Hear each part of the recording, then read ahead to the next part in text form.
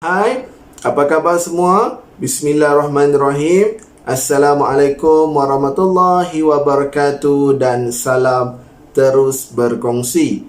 Baiklah, bertemu kembali kita dalam channel Cikgu Syedi. Kali ini saya akan menerangkan beberapa pendekatan catch-up plan. Sebelum kita pergi lebih lanjut mengenai pendekatan catch-up plan, jom kita kenali dan ketahui terlebih dahulu apa itu catch-up plan. Baiklah, catch-up plan terbentuk ataupun terhasil daripada program KPM Perkasaku, iaitu program pemerkasaan pelaksanaan kurikulum.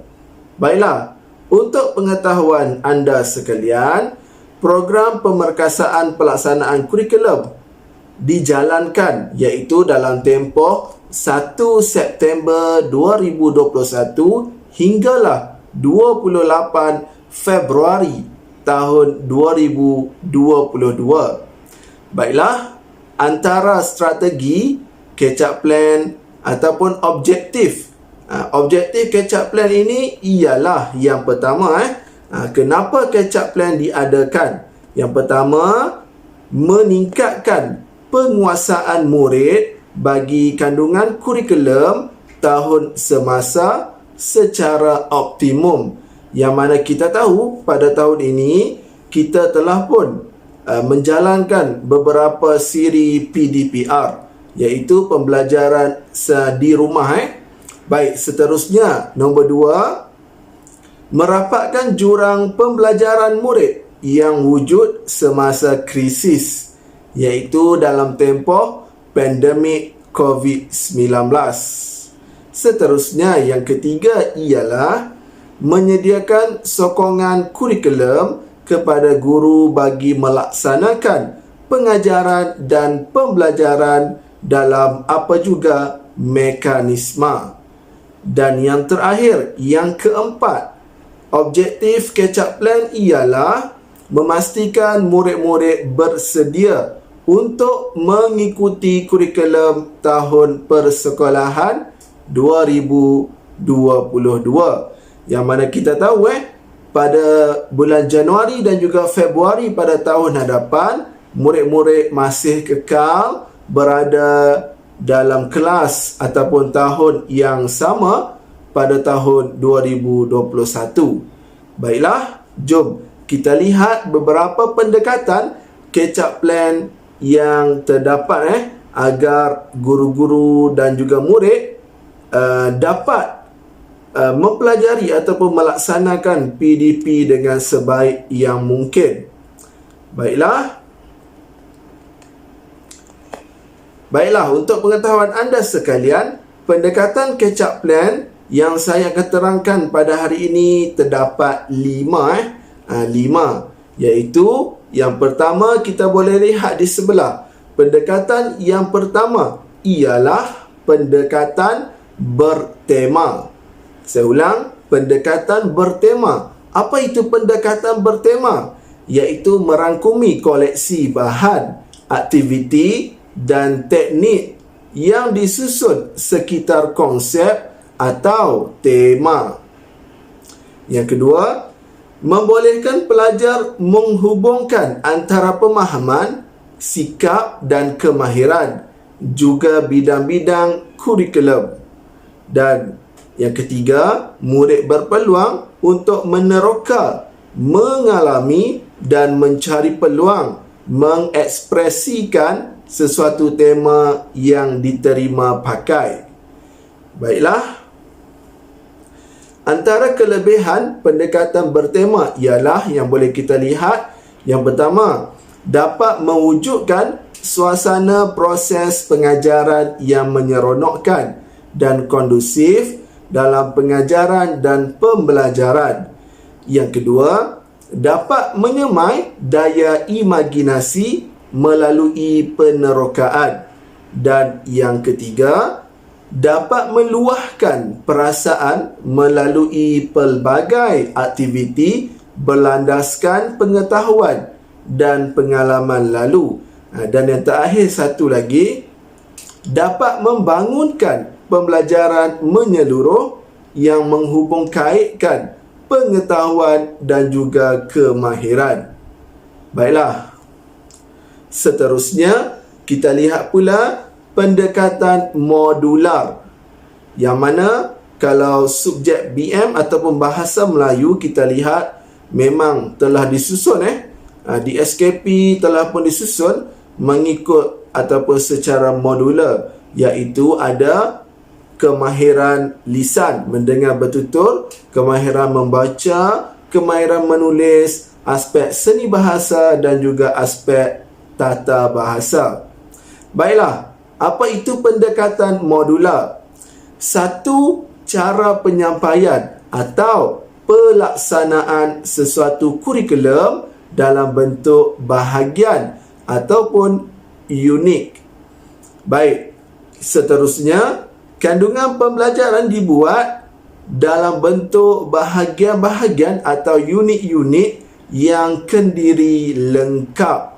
Seterusnya, setiap bahagian atau unit adalah tersendiri dan mengandungi pengetahuan, kemahiran dan nilai yang telah dikenal pasti untuk dikuasai bagi setiap bahagian atau unit itu.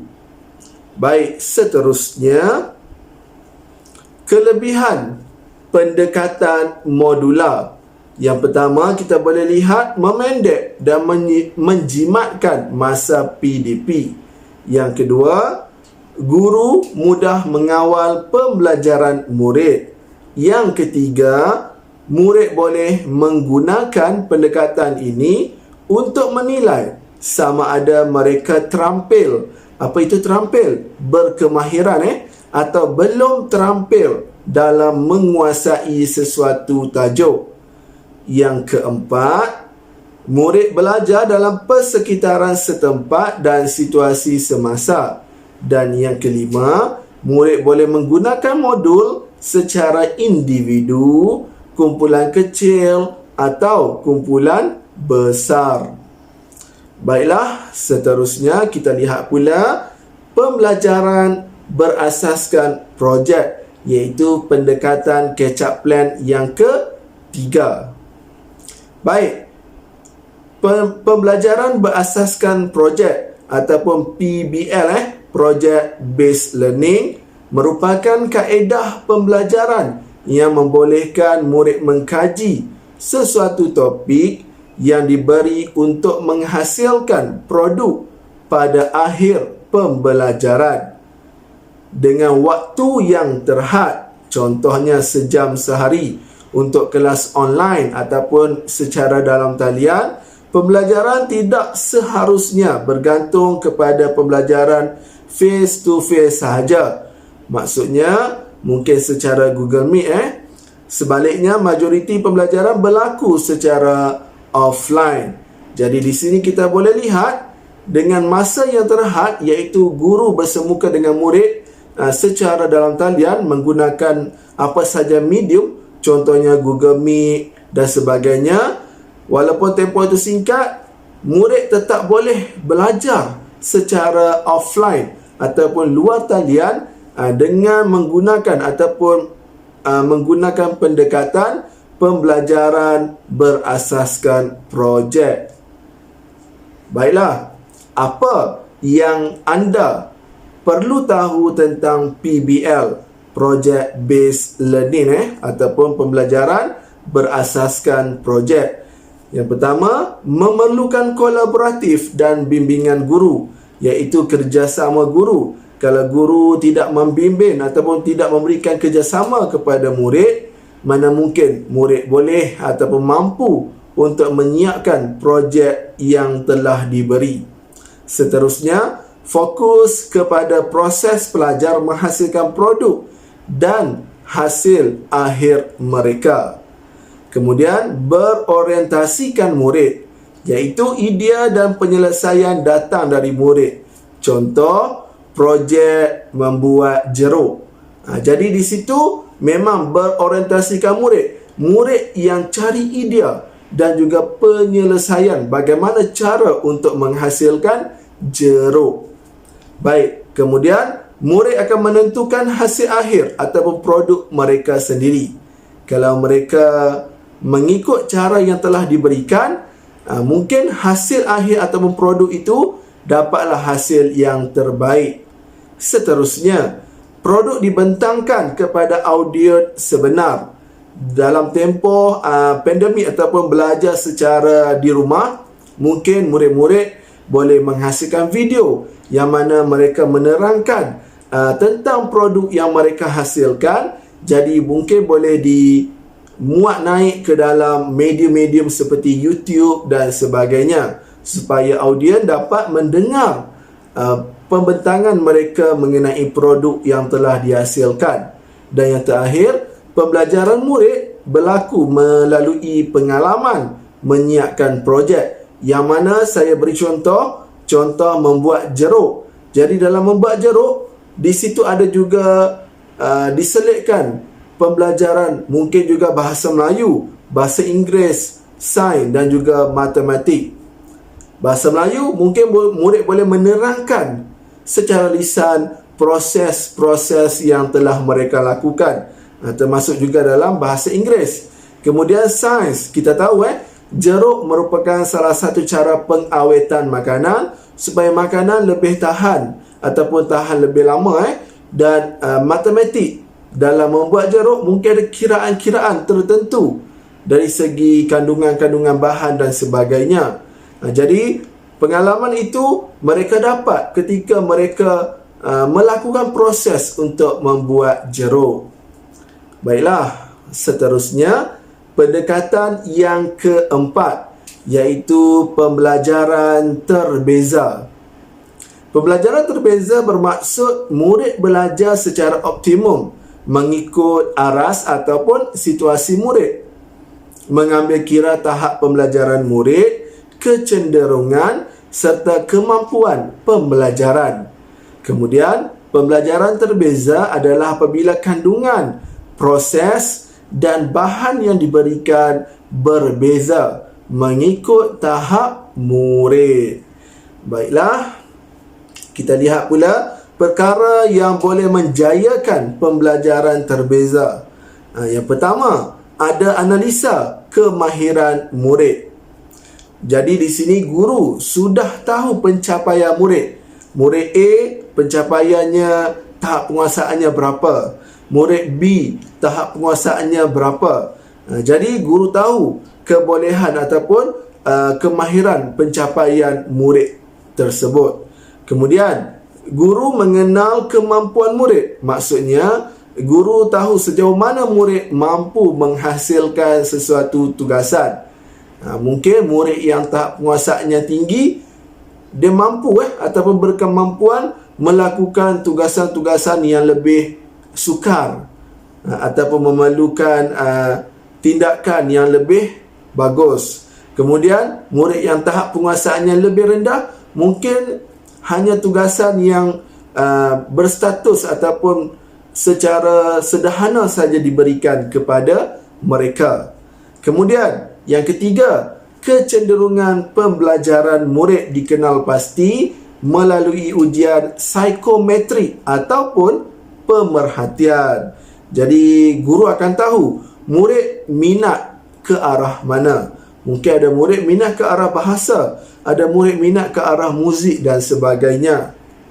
Baiklah, yang terakhir, pendekatan catch-up plan yang terakhir ialah simulasi amali. Kita lihat terlebih dahulu apakah itu simulasi, iaitu untuk meningkatkan kebolehan murid mengaplikasikan konsep-konsep tertentu dalam menyelesaikan masalah.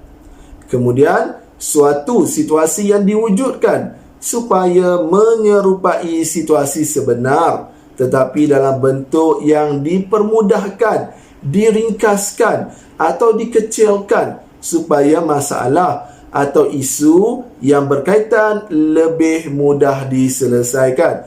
Contoh simulasi mengerjakan ataupun perbuatan pekerjaan bertani. Jadi di situ murid boleh membuat simulasi. Kita lihat pula Apakah itu amali?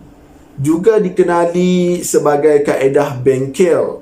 Didefinisikan sebagai seorang, sepasang ataupun sekumpulan kecil pelajar dibekalkan dengan alatan untuk menjalankan kerja amali. Seterusnya, pelajar akan menjalankan kerja-kerja amali manakala guru hanya memainkan peranan sebagai pemerhati dan juga membimbing.